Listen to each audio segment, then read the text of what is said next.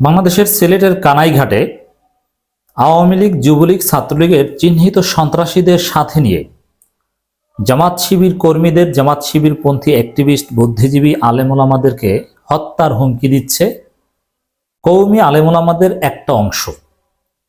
এরকম video social মিডিয়ায় ছড়িয়ে পড়ছে, আমাদের সামনে পড়ছে, আমরা দেখছি।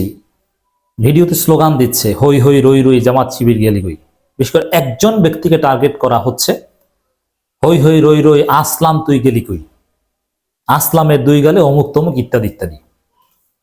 এবং কিছু কওমি আলেমা স্লোগান দিচ্ছে, হুব্বে সাহাবা জিন্দাবাদ, অমুক তমুক, এই করবে সেই করব, মানে নানান হুমকি ধমকি। এবং এই যে আমি আশ্চর্য, এই স্লোগানগুলো দিচ্ছে হই হই রই রই জামাত শিবির গেলি কই, এবং এগুলোর পাশে অনেক বৃদ্ধ দায়িত্বশীল সম্মানিত কওমি আলেমুলামারা দাঁড়িয়ে আছে।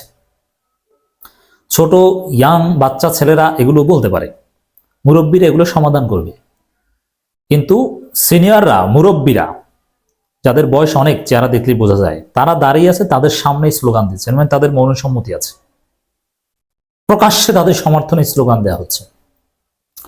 ঘটনা কি নিয়ে সেদিকে পরে আসছি।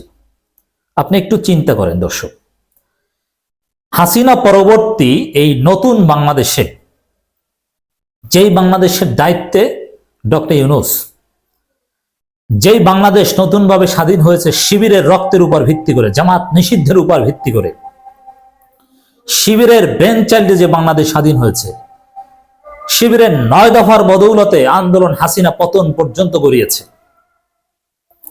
সেই শিবিরের বিরুদ্ধে স্লোগান দিচ্ছে, সেই জামাতের বিরুদ্ধে স্লোগান দিচ্ছে হই হই রই রই জামাত শিবির গেলি কই। এবং এই স্লোগানের উপর ভিত্তি করে বিভিন্ন জায়গায় অনেক স্ক্রিনশট আমরা পেয়েছি, হত্যার হুমকি দেওয়া হচ্ছে যে অমুককে, জামাতপন্থী একজন আলেম এবং বুদ্ধিজীবী লেখক অ্যাক্টিভিস্ট আসলাম হোসেন, তাকে বলা হচ্ছে যে তাকে হত্যা করবে।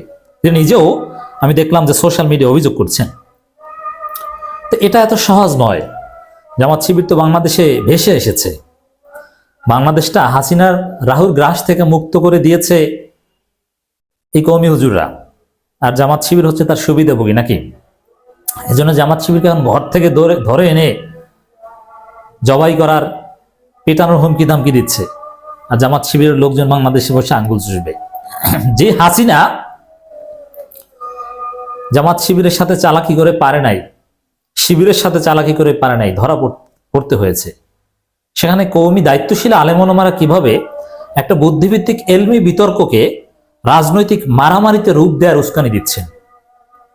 দর্শক, আমি আসলাম হোসাইন একজন বিশিষ্ট আলেম, পরিচিত ব্যক্তিত্ব, জাতীয় পর্যায়ে পরিচিত, তিনি লেখক। আলোচিত অভিযোগের কাঙ্ক্ষিত জবাব এই বইটা লিখে মূলত তিনি ব্যাপক জনপ্রিয়তা পেয়েছেন। তাকে নানান হুমকি, তার নাম ধরে স্লোগান দেওয়া হচ্ছে, আমরা ভিডিওতে দেখতে পাচ্ছি। তিনি ফেসবুকে এটা লিখেছেন। আসলে ঘটনা হচ্ছে আসলাম হোসাইন বা এগুলো তার নাম ধরার কারণটা কি, আমরা যেটা ধারণা করছি, বা এছাড়া অন্য কোনো কারণ থাকতে পারে না। আসলাম হোসাইন এই কওমি গংদের যে মিথ্যাচার মাওলানা মওদুদির বিরুদ্ধে, জামাত ইসলামের আকীদার বিরুদ্ধে, সেগুলোর একাডেমিক জবাব দিয়েছেন, যার পাল্টা কোনো জবাব অথবা আসলাম হোসাইনের সেই লিটারেচারের রিফিউট এই আলেমুলামাদের পক্ষে সম্ভব হয় নাই, যার ফলে আসলাম হোসাইনকে আলাদাভাবে টার্গেট করেছে। এবং আমরা যেটা ধারণা করছি, যেহেতু আমি প্রমাণ দিচ্ছি এই কওমি আলেমুলামাদের এই জামাত শিবির বিরোধী মিছিল বা তৎপরতা বা হুমকি ধামকির সাথে চিহ্নিত আওয়ামী লীগ, যুবলীগ সন্ত্রাসীরা আছে। অতএব এখানে একটা লাশের রাজনীতি ঘটনার পরিকল্পনা থেকে থাকতে পারে। সিলেটের প্রশাসনের অনেকের সাথে আমি কথা বলেছি, আমি বেশি কঠিন কথা বলবো না, কারণ এটা প্রশাসন নিউট্রাল ভাবে বিষয়টা সলভ করার চেষ্টা করছে। পলিটিক্যালি আলেমুলামারা, মুরব্বীরা বসছে, দফায় দফায় আলোচনা হচ্ছে। নইলে কি মনে করেন, হাসিনাকে আমরা পিটিয়ে বাংলাদেশ ছাড়া করেছি, আমরা কি আঙ্গুল চোষার লোক? সামান্য কিছু কওমি আলেমুলামাদের একটা অংশ, তাদের সাথে কওমিদের মধ্যে যারা রাজনীতি বোঝে, মূলধারার অথবা দূরদর্শী, তারা এই ধরনের বিষয়গুলোকে কিছুতেই সমর্থন করে না। বিষয়টা কি, এটা বাংলাদেশের জন্য কত বড় থ্রেট দেখেন। আপনি যদি এই ভিডিওগুলো দেখান, আওয়ামী লীগের জন্য এটা একটা পুঁজি। এই জন্যই তো আওয়ামী লীগ এই হুজুরদের সাথে যোগ দিয়েছে, যে বাংলাদেশে মৌলবাদীদের উত্থান। চিত্রটা কি দেখেন, বড় দাড়ি, টুপি, পাগড়ি, লাঠি হাতে স্লোগান দিচ্ছে, হই হই রই রই অমুক গেলি কই, অমুক রে এই করবো সেই করবো। মানে এইটাই তো আওয়ামী লীগ, ভারত, যুক্তরাষ্ট্র, ইউরোপিয়ান ইউনিয়ন এদেরকে দেখাবে আর বলবে এই যে বাংলাদেশে মৌলবাদীদের উত্থান। এভাবে ডক্টর ইউনূস সরকারকে দুর্বল করবে, বিতর্কিত করবে।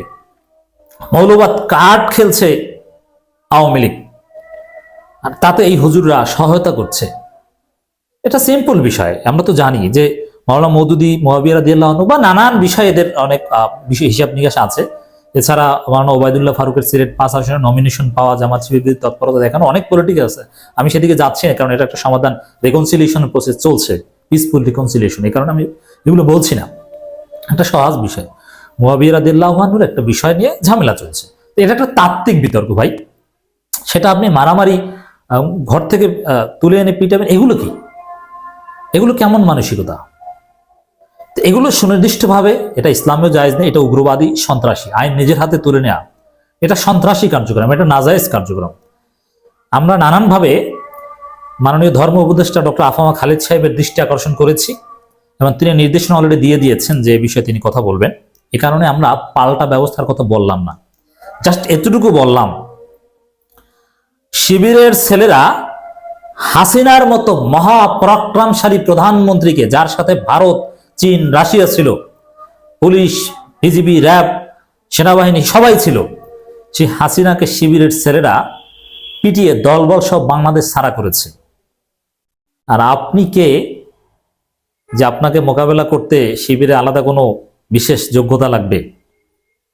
শিবির আপনার সাথে লাগতে যাবে না। আলেম ওলামাদেরকে জামাত শিবির সম্মান করে। কখনো আপনি যতই উস্কানি দেন, জামাত শিবির কখনো আপনার গায়ে হাত তুলবে না, আপনি হাত তুললেও তুলবে না। জামাত শিবির শান্তিপূর্ণভাবে এটা মোকাবেলা করবে। জামাত শিবির ধৈর্যের নির্দেশ দিয়েছে। আমরা ধৈর্য ধরতে বলছি সবাইকে, নইলে পরিণতি অত্যন্ত ভয়াবহ হতে পারে যদি জামাত সেম পরিমাণ, শিবিরের ছেলেরা সেম পরিমাণ উত্তেজনা দেখায়, কিন্তু এটা দেখাবে না। আর আপনারা এগুলো কন্ট্রোল করতে পারেন না বলেই আপনাদের এত এলেম, এত এলমি খেদমত থাকা সত্ত্বেও বাংলাদেশের রাজনীতিতে আপনাদের কেউ গোনে না। এই জন্য শিখতে হবে, শিখুন জামাত শিবিরের কাছ থেকে। আসলাম হোসেন সাহেব যে অভিযোগ করছেন, আমি দেশের সকল নাগরিক, সাংবাদিক, কলামিস্ট, আলেম সমাজ এবং প্রশাসনের দৃষ্টি আকর্ষণ করছি। আমরা প্রশাসনের সাথে কথা বলেছি, এটা পিসফুল রিকনসিলিয়েশন প্রসেস চলছে। তবে আমরা সতর্ক করছি, কওমি আলেম ওলামারা আপনারা জামাত শিবিরের বিরুদ্ধে ফতোয়া দেন ঠিক আছে, কিন্তু এই লাঠি ধরবেন মানে এই পথে যায়েন না ভাই। পরিস্থিতি কিন্তু যে কোনো সময় উল্টো মোড় নিতে পারে। হাসিনার কথা একটু চিন্তা করেন, হাসিনাকে শিবির কি করেছে এটা একটু চিন্তা করেন। আর কিছু বললাম না, হুমকি দামকি দিলাম না। আপনার কি মনে করেন সিলেটে একটা নির্দিষ্ট এলাকায় কানাইঘাটে আপনি কয়েকটা কওমি মাদ্রাসা দিয়ে বড় বড় কথা বলবেন, লাঠি নিয়ে মিছিল করবেন, আর অন্যান্য এলাকায় জামাত শিবিরের লোকজনকে আঙ্গুল চুষবে? কওমি আলেম ওলামা আলেম হওয়ার কারণে জামাত সর্বোচ্চ ধৈর্য ধরছে, ধৈর্যের পরাকাষ্ঠা দেখাচ্ছে। এই কাজ যদি বিএনপির লোকজন করতো, এতক্ষণে জামাতের লোকজন খবর বানিয়ে দিত। জাস্ট আলেম হওয়ার কারণে সর্বোচ্চ সম্মান দেখাচ্ছে, পিসফুল রিকনসিলিয়েশনে যাচ্ছে। কিন্তু এই কাজ করেন না ভাই, ভবিষ্যতের জন্য সতর্ক করছি। নিষিদ্ধ সংগঠন ছাত্রলীগের ক্যাডারদের প্রকাশ্যে সহযোগিতায় কানাইঘাট দারুল উলুম মাদ্রাসা মাঠে একটি সমাবেশ থেকে এই আসলাম হোসেনকে প্রকাশ্যে জবাই করার হুমকি দেওয়া হয়েছে এবং ঘর থেকে ধরে নিয়ে পেটানোর হুমকি দিয়েছে। আপনি চিন্তা করেছেন স্বাধীন বাংলাদেশে কত বড় উগ্রবাদী এবং সন্ত্রাসী কার্যক্রম, জঙ্গিবাদী কার্যক্রম, এটাকেই বলে জঙ্গিবাদ। অগত্য ভাষায় গালিগালাজ করে আমাকে সহ কয়েকজনের নামে স্লোগান দিয়ে জনগণকে উস্কে দিচ্ছে। তাদের উস্কানির ফলে ফেসবুকে বারবার হত্যার হুমকি দেওয়া হচ্ছে। আচ্ছা, তাদের সমাবেশ ও মিছিল নিয়ে অনেক ছাত্রলীগ উপস্থিত ছিল মিছিলে। সেখান থেকে বোঝা যায় কাদের পুনর্বাসনের জন্য তারা মাঠে নেমেছে এবং কাদের ইন্ধনে এসব করছে। এটা এই যে দেলোয়ার হোসেন সাইফি নামের একজন কওমি আকাবির আছে না, এছাড়া ফরিদুদ্দিন মাসুদকে আপনারা চেনেন না, তাদের আকীদা কি, তাদের উসুল কি, যে জামাত শিবিরকে শায়েস্তা করার জন্য হাসিনার দরকার আছে, আওয়ামী লীগ না থাকলে জামাত শিবিরের লোকজন নাকি কওমি আলেম ওলামাদেরকে এই করতো সেই করতো। কই, এই যে ঘটনা ঘটিয়েছেন এর বিনিময়ে জামাত শিবির কি করতে পারে? অনেক কিছু করতে পারে, কিন্তু কিছু করছে না, ধৈর্য ধরছে, পিসফুল রিকনসিলিয়েশনে যাচ্ছে। অথচ তারা যে আওয়ামী লীগের সাথে মিশতে পারে, আওয়ামী লীগ, যুবলীগ বা ছাত্রলীগের সাথে পারস্পরিক কোঅপারেশনের ভিত্তিতে জামাত শিবির বিরোধী তৎপরতা চালাতে পারে, এটা দেলোয়ার হোসেন সাইফি স্পষ্ট বলেছেন, ফরিদুদ্দিন মাসুদ স্পষ্ট বলেছেন। অতএব এই ঘটনা সত্য, তাদের উসুল থেকেই বোঝা যায়। হরিপুর মাদ্রাসার মোহতামিম যে অনেক কথা লিখেছেন, হুমকি দিয়েছে, এটাই হচ্ছে মূল। নিরাপত্তা চেয়েছেন, আমরা কথা বলেছি, আলোচনা চলছে এবং আমরা এটা নিশ্চিত দেখতে চাই ডক্টর ইউনূসের বাংলাদেশে বাক স্বাধীনতা থাকবে। মুআবিয়া রাদিয়াল্লাহু আনহুর পক্ষে বিপক্ষে বা যে কোনো বিষয়ে মানুষের ধর্মীয় অনুভূতিতে আঘাত হানে না এমন যে কোনো বিষয়ে মুক্ত বুদ্ধি চর্চা হবে বাংলাদেশে। এলমি বিতর্ক চলবে, ফতোয়া পাল্টা ফতোয়া এগুলো চলবে, কিন্তু হ্যাঁ কারো ধর্মীয় অনুভূতিতে আঘাত হানা যাবে না। আপনারা তাত্ত্বিক বিষয় তত্ত্ব দিয়ে মোকাবেলা করবেন, কেতাবের বিপরীতে কেতাব লিখবেন, কিন্তু আপনি এলমি দৌড়ে যখন পরাজিত হবেন তখনই আপনি লাঠি নেবেন। এটাই প্রমাণিত হয়েছে। আপনারা আসলাম হোসেনের সাথে এলএম দিয়ে পারছেন না বলে তাকে হত্যার হুমকি দিচ্ছেন।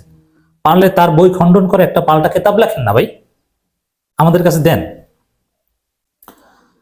দর্শক, এগুলোর নিন্দা জানাই এবং জামাত শিবিরের লোকজনের প্রতি আমি একটা জরুরি আহ্বান জানাই। এটা কুষ্টিয়ায় ঘটেছে, আরো বিভিন্ন জায়গায় ঘটেছে। এখানে জামাত শিবিরের ঘাটতি আছে। জামাত শিবিরের লোকজন, কুষ্টিয়ায় এক জামাত কর্মী নিহত হয়েছে, আমি তার পরিপ্রেক্ষিতে বলেছিলাম, জামাতের হাইকমান্ডকে বলেছিলাম। আবারও এই আসলাম হোসেনের এই ঘটনা বা আরো জামাতের লোকজন যাদের হত্যার হুমকি দিচ্ছে, এই ঘটনাকে কেন্দ্র করে আমরা বলছি, জামাত শিবিরের রক্তের উপর ভিত্তি করে এই বাংলাদেশ দ্বিতীয়বার স্বাধীন হয়েছে 5ই আগস্ট। এই স্বাধীন বাংলাদেশে জামাত শিবির একজনের গায়ে কেউ ফুলের টোকা দিবে, সারা বাংলাদেশে জামাত শিবির চুপ থাকতে পারে না। এজন্য এই কানাইঘাটে আর একটা লাশ পড়ার আগে আপনারা কেন সোচ্চার হচ্ছেন না? জামাত শিবিরের সেলিব্রিটিরা, শিবিরের সাবেক সভাপতিরা সবাই সোশ্যাল মিডিয়ায় শোরগোল তৈরি করতে হবে। শিবিরের বা জামাতের একটা ছেলেকে বিএনপি বা যে কোনো সন্ত্রাসী বা আওয়ামী লীগ একটা ফুলের টোকা যদি অন্যায়ভাবে দেয়, হ্যাঁ জামাত শিবিরকে অন্যায় করলে তার জামাতই বলছে তাকে আইনের হাতে তুলে দেবো আমরা, কিন্তু অন্যায়ভাবে যদি মাসেলস পাওয়ার দেখিয়ে জামাত শিবিরের একটা কর্মীকে যদি হত্যা, তো দূরের কথা বেশ কয়েকজন 5 আগস্টের পর হত্যা করা হয়েছে, একটা ফুলের টোকাও যদি দেয়, সারা বাংলাদেশের জামাত শিবির একসাথে জেগে উঠবে। এই বাংলাদেশে জামাত শিবির ভেসে আসেনি। আপনারা কেন প্রতিবাদ করছেন না? সবাই প্রতিবাদ করুন। জামাতপন্থী আলেম, সেলিব্রিটি, শিবিরের সাবেক সভাপতিরা প্রত্যেকে এ ধরনের ঘটনা নিয়ে মুখ খুলবেন।